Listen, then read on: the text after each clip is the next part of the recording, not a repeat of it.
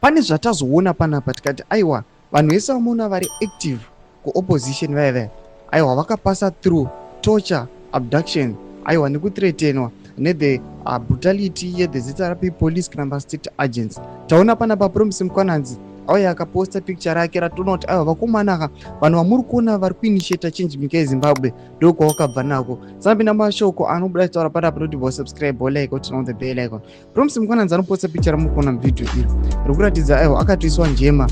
Pane mapurisa neuyo anenge an agent kana CID agent anoti ndiani ari pa left pake nari kumasure kwake akambaniwo achifambwa naye atokepchiwa. Anoyanyora mashoko ekuti with the Zimbabwe let's march on, victory is certain. Ndo mashoko anoyataura panapa achiti aiwa muri yeZimbabwe tararai kuti aiwa zvinhu zvakabva kure zvichingoitika izvi, we cannot tolerate this anymore, let us march, ngatikuite mademonstrations to remove this. Mashoko anotaurwa naPromise Mkwananzi awa atiri kuona kuti aiwa Promise Mkwananzi ari kuyataura mashoko ekuti nyika yeZimbabwe you must wither, let us fight for our own freedom.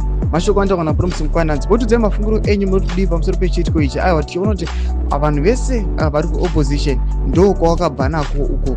Aiwa tiudzai mafungiro enyu pene comment section medu pamusoro no subscribe like